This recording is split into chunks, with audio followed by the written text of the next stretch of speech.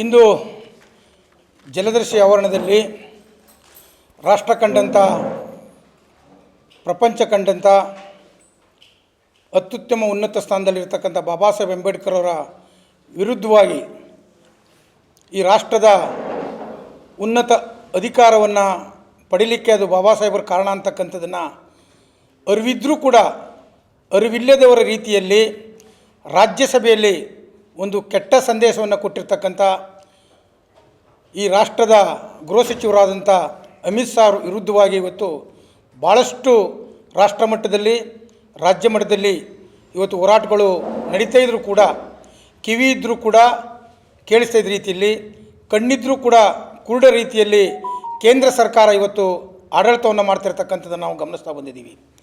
ಕಳೆದ 12 ವರ್ಷಗಳಿಂದನೂ ಕೂಡ ನಿರಂತರವಾಗಿ ಅಂಬೇಡ್ಕರ್ ಅವ್ರ ಬಗ್ಗೆ ಅವಹೇಳನಕಾರಿಯಾಗಿ ಮಾತನಾಡ್ತಿರ್ತಕ್ಕಂಥದ್ದು, ಅದು ಅವರ ಫೋಟೋದ ವಿಚಾರ ಇರ್ಬೋದು, ಅವರ ಸಂವಿಧಾನದ ವಿಚಾರವಾಗಿರ್ಬೋದು, ಈ ಪ್ರಜಾಪ್ರಭುತ್ವದ ವ್ಯವಸ್ಥೆ ವಿರುದ್ಧ ಇರ್ಬೋದು, ನಿರಂತರವಾಗಿ ಅಂಬೇಡ್ಕರ್ಗೆ ವಿರುದ್ಧವಾಗಿ ಮಾತನಾಡ್ತಕ್ಕಂಥ ಪ್ರವೃತ್ತಿಯನ್ನು ಕಳೆದ 12 ವರ್ಷಗಳಿಂದಲೂ ಕೂಡ ನಿರಂತರವಾಗಿ ನಾವು ಗಮನಿಸ್ತಾ ಇದ್ದೀವಿ. ನಾವು ಎಷ್ಟೇ ಹೋರಾಟ ಮಾಡಿದ್ರೂ ಕೂಡ ಈ ಹೋರಾಟಕ್ಕೆ ಉತ್ತಮವಾದಂಥ ಪ್ರತಿಕ್ರಿಯೆ ಸಿಕ್ಕಿಲ್ಲ ಅಂತಕ್ಕಂಥದ್ದನ್ನು ನನ್ನ ಹೃದಯದ ಅಂತರಾಳದಿಂದ ಇವತ್ತು ನಾನು ಮಾತಾಡ್ತಾ ಇದ್ದೀನಿ.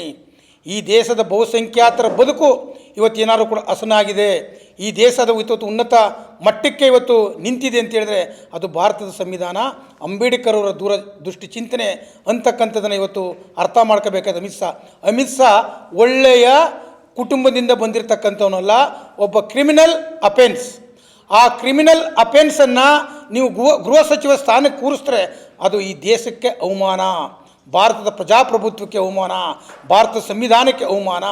ಬೇಡಿಯನ್ನು ಹಾಕಿಸಿಕೊಂಡು ಕೋರ್ಟ್ ಮೆಟ್ಲಿರ್ತಾರೆ, ಜೈಲಿಗೆ ಹೋಗಿದ್ದಾರೆ, ಮತ್ತು ಅವರು ಕೊಲೆ ಕೂಡ ಮಾಡಿರ್ತಕ್ಕಂಥ ಮಾಹಿತಿಗಳು ಕೂಡ ಇವತ್ತು ಲಭ್ಯವಾಗ್ತಾಯಿದೆ ನಮಗೆ. ಅದೆಷ್ಟು ಮಟ್ಟಿಗೆ ಅಂತಕ್ಕಂಥದ್ದು ಕೂಡ ಗೊತ್ತಿಲ್ಲ. ಇಂಥವೆಲ್ಲವನ್ನು ಕೂಡ ಮಾಡಿದಂಥವ್ರಿಗೆ ಗೃಹ ಸಚಿವ ಸ್ಥಾನವನ್ನು ಕೊಟ್ಟು ಇವತ್ತು ಯಾರಿಗೆ ನೀವು ಅಪಮಾನ ಮಾಡ್ತಾಯಿದ್ದೀರಿ ಅಂಥ ವ್ಯಕ್ತಿಯ ಪರವಾಗಿ ಇವತ್ತು ಇಡೀ ವಿಶ್ವ ಅವರ ಪರವಾಗಿ ನಿಂತಿದೆ. ಈ ದೇಶಕ್ಕೆ ಮಾತ್ರ ನಾವು ಸಂದೇಶ ಕೊಡೋದಿಲ್ಲ, ವಿಶ್ವಕ್ಕೆ ಅಂಬೇಡ್ಕರ್ ಚರಿತ್ರೆಯನ್ನು ಕೊಡ್ತೀವಿ. ಈ ದೇಶದಲ್ಲಿ ಇನ್ನೂ ಕೂಡ ಅಸ್ಪೃಶ್ಯತೆ ಇದೆ, ಜಾತೀಯತೆ ಇದೆ, ಅತ್ಯಾಚಾರ ಇದೆ. ಕೇವಲ 4% ಇರತಕ್ಕಂಥ ಜನ ಇವತ್ತು ಈ ದೇಶವನ್ನು ನಿರಂತರವಾಗಿ, ಅದು ರಾಜಪ್ರಭುತ್ವದಲ್ಲಿತ್ತು, ಇವತ್ತು ನಮ್ಮ ಪ್ರಜಾಪ್ರಭುತ್ವದಲ್ಲೂ ಕೂಡ ಅವ್ರದ್ದೇ ದಬ್ಬಾಳಿಕೆ ದೌರ್ಜನ್ಯ ಆಗ್ತಾಯಿದೆ. ಇದನ್ನು ನಾವು ನಿರಂತರವಾಗಿ ಅದನ್ನು ಖಂಡಿಸ್ತಾ ಬರ್ತಿದ್ದೀವಿ. ಈ ದೇಶದಲ್ಲಿ ಮತ್ತೊಂದು ಕೋರೆಗಾಂವ್ ಯುದ್ಧ ಆಗ್ತದೆ ಅಂತಕ್ಕಂಥ ಸಂದೇಶವನ್ನು ಕೊಡ್ತಾಯಿದ್ದೀವಿ.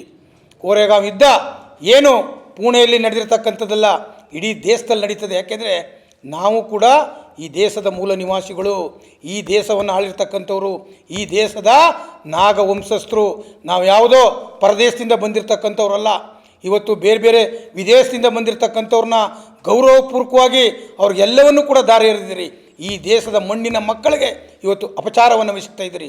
ಇದನ್ನು ಖಂಡಿಸಿ ನಾವು ಮೈಸೂರನ್ನ ಬಂದ್ ಮಾಡ್ತಕ್ಕಂಥ ಕಾರ್ಯಕ್ರಮವನ್ನು ದಿನಾಂಕ 7/1/2025 ಎಲ್ಲ ಸಂಘಟನೆಯ ಬೆಂಬಲದಿಂದ, ಎಲ್ಲ ವರ್ತಕರ ಸಂಘಟನೆಯಿಂದ ಮತ್ತು ಎಲ್ಲ ಇದು ಪಕ್ಷಾತೀತವಾಗಿ, ಅದು ಕಾಂಗ್ರೆಸ್ ಇರ್ಬೋದು, JDS ಇರ್ಬೋದು, BSP ಇರ್ಬೋದು, BJP ಇರ್ಬೋದು, ಪ್ರತಿಯೊಂದು ಪಕ್ಷದ ಮುಖಂಡರುಗಳು ಅಂಬೇಡ್ಕರ್ ಅನುಯಾಯಿಗಳಿಗೆ ಇವತ್ತು ಕೆಲಸವನ್ನು ಮಾಡ್ತಾಯಿದ್ದಾರೆ. ಅವರೆಲ್ಲರೂ ಕೂಡ ಒಳಗೊಂಡಿದ್ದು ಯಾವುದೇ ಒಂದು ರಾಜಕೀಯ ಪಕ್ಷಕ್ಕೆ ಇದು ಪ್ರೇರಿತವಾದಂಥ ಹೋರಾಟವಲ್ಲ. ಪ್ರತಿಯೊಬ್ಬರು ಕೂಡ ನಮಗೆ ಬೆಂಬಲ ಕೊಟ್ಟಿದ್ದೀರಿ. ನಾನು ಹೃದಯಪೂರ್ವಕವಾದ ಧನ್ಯವಾದ ಹೇಳ್ತೀವಿ. ಈ ಕಾರ್ಯಕ್ರಮ ಯಶಸ್ವಿಯಾಗಿ ಆಗ್ತದೆ ಅಂತಕ್ಕಂಥ ಸಂದೇಶವನ್ನು ಕೂಡ ಈ ಮಾಧ್ಯಮದ ಮೂಲಕ ನಾವು ನಿಮಗೆ ಮಾಹಿತಿಯನ್ನು ಕೊಡ್ತಾಯಿದ್ದೀವಿ. ತಮಗೆ ನಾನು ಆಗಲೇ ಹೇಳಿದೆ, ಕಳೆದ 12 ವರ್ಷಗಳಿಂದನೂ ಕೂಡ ನಿರಂತರವಾಗಿ BJP ಆಡಳಿತಕ್ಕೆ ಬಂದ ಮೇಲೆ MP ಮಾತಾಡ್ತಾರೆ, MLA ಮಾತಾಡ್ತಾರೆ, ರಾಜ್ಯ ಅಧ್ಯಕ್ಷರು ಮಾಡ್ತಾರೆ, BJPಯವರು, RSS, ಸಂಘ ಪರಿವಾರ. ಇದು 100 ವರ್ಷಗಳಿಂದನೂ ಕೂಡ 1925 ಕೂಡ ಅಂಬೇಡ್ಕರ್ ಅವರು ಸಂಘ ಸ್ಥಾಪನೆ ಮಾಡಿದ ಮೇಲೆ ನಾಗ್ಪುರದಲ್ಲಿ ಇವರು ಕೂಡ ಪರ್ಯಾಯವಾಗಿ RSSನ್ನು ಕಟ್ಕೊಂಡು ಅಂಬೇಡ್ಕರ್ ಪರವಾಗಿ ಇವರು ಯಾರೂ ಕೂಡ ಇಲ್ಲ. ಅಂಬೇಡ್ಕರ್ ವಿರುದ್ಧವಾಗಿ ಇರ್ತಕ್ಕಂಥವ್ರು ಅಂಬೇಡ್ಕರ್ ಪರವಾಗಿ ಮಾತಾಡೋಕ್ಕದು ಬರ್ತದ ಬಾಯಿ. ಅವರು ಈ ದೇಶದಲ್ಲಿ ಭಾಳ ಘೋರವಾದಂಥ ಸೃಷ್ಟಿ ಮಾಡಬೇಕು, ಜನರನ್ನ ದಾರಿ ತಪ್ಪಿಸ್ಬೇಕು, ಅವ್ರ ಆಡಳಿತಕ್ಕೆ ಓಟ್ಗೆ ಪೂರಕವಾಗಿ ಜನರನ್ನು ಎತ್ಕಟ್ಟಬೇಕು ಅಂತಕ್ಕಂಥದ್ದರ ಉದ್ದೇಶ. ಹಿಂದೂ ಧರ್ಮದ ಹೆಸರಿನಲ್ಲಿ ಇವತ್ತು ಶೋಷಣೆ ಆಗ್ತದೆಯಲ್ಲ, ನಾನು ಇನ್ನೊಂದು ಸರಿ ಮಾತಾಡ್ತೀನಿ. ಹಿಂದೂ ಅನ್ನೋ ಪದಕ್ಕೆ ಏನೇನು ಶಬ್ದಗಳಿದೆ, ಬೇರೆ ಬೇರೆ ಭಾಷೆಯಲ್ಲಿರ್ತಕ್ಕಂಥದ್ದು ಈ ಪುಸ್ತಕದಲ್ಲಿ ಇದೆ, ದಾಖಲಾಗಿದೆ. ಈ ಪುಸ್ತಕದಲ್ಲಿ ಹಿಂದೂ ಅಂತಕ್ಕಂಥ ಪದಗಳಿದೆಯಲ್ಲ, ಆ ಪದಗಳನ್ನ ಇನ್ನೊಂದು ಸಾರಿ ನಿಮಗೆ ಮಾಧ್ಯಮದ ಮೂಲಕ ಆ ಅರ್ಥವನ್ನು ನಾನು ಹೇಳ್ಕೊಡ್ತೀನಿ. ನಾನು ಯಾವುದೇ ಕಾರಣಕ್ಕೂ ಅದರ ವಿರುದ್ಧವಾಗಿಲ್ಲ. ಯಾಕಂದರೆ ಇಲ್ಲಿ ಸಾಮಾನ್ಯವಾಗಿ ಈ ದೇಶ ಜಾತಿ ರಹಿತವಾದಂಥದ್ದು, ಧರ್ಮರಹಿತವಾದಂಥ ದೇಶ. ಬುದ್ಧನ ಆಡಳಿತದಲ್ಲಿ ಸಮಾನತೆ ಇತ್ತು ಅಂತಕ್ಕಂಥ ಸಂದೇಶನೂ ಕೂಡ ಇದೆ. ಇಲ್ಲಿ ಬಹುಸಂಖ್ಯಾತರು ನಾಗವಂಶಸ್ಥರು ಈ ದೇಶವನ್ನು ಆಳಿರ್ತಕ್ಕಂಥವ್ರು. ಅಂಥವ್ರನ್ನ ಇವತ್ತು ಗುಲಾಮರು ಮಾಡ್ಕೋಬೇಕು ಅಂತಕ್ಕಂಥದ್ದು ಇದೆಯಲ್ಲ, ಅದನ್ನು ಬಾಬಾ ಸಾಹೇಬ್ ಅಂಬೇಡ್ಕರ್ ಅವರು ಅದು ಸಾರಾಸಟ್ಟಾಗಿ ತಿರಸ್ಕಾರ ಮಾಡಿ ಈ ದೇಶಕ್ಕೆ ದೊಡ್ಡ ಸಂದೇಶವನ್ನು ಕೊಟ್ಟಿದ್ದಾರೆ. ಇದನ್ನು ಅವರ ಹೋರಾಟವನ್ನು ನಾವು ಮುಂದುವರ್ಸ್ಕೊಂಡ್ಬರ್ತಿದ್ದೀವಿ. ಈ ದೇಶದಲ್ಲಿ ಸಾಮಾಜಿಕ ಸಮಾನತೆ ಸಿಗೋ ತನಕ ಕೂಡ ನಮ್ಮ ಹೋರಾಟ ನಿಂತಿಲ್ಲ. ಹಲವಾರು ದಲಿತರು, ಪ್ರಗತಿಪರರು, ಹೋರಾಟಗಾರರು ಇವತ್ತು ನಮ್ಗೆ ಬೆಂಬಲ ಕೊಟ್ಟಿದ್ದಾರೆ. ಈ ಕಾರ್ಯಕ್ರಮ ಯಶಸ್ವಿ ಮಾಡ್ತೀವಿ. ನಿಮ್ಮ ಸಹಕಾರ ನಮಗೆ ಬೇಕು ಸರ್. ಅವ್ರಿಗೆ ಕ್ಷಮೆ ಕೇಳಬೇಕು. ಅವನು ಈ ದೇಶದ ಹೊರಗಿರಬೇಕು. ಅವನು ಯಾಕೆಂದರೆ ಒಬ್ಬ ಕ್ರಿಮಿನಲ್ ಅಫೆನ್ಸ್. ಬಹಿರಂಗವಾಗಿ ಕ್ಷಮೆ ಕೇಳಬೇಕು, ರಾಜೀನಾಮೆ ತಗೋಬೇಕು.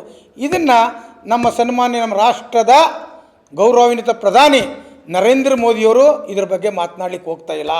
ಅಂದರೆ ಅವ್ರಿಗೆ ಈ ಥರದೆಲ್ಲ ಪಾಯಿಂಟ್ಸ್ಗಳೇನೂ ಕೂಡ ಅವರೇ ಸೃಷ್ಟಿ ಮಾಡ್ತಿದ್ದಾರೆ ಅಂತಕ್ಕಂಥ ಅನುಮಾನ ಕೂಡ ಕಾಣಿಸ್ತಿದೆ ಸರ್.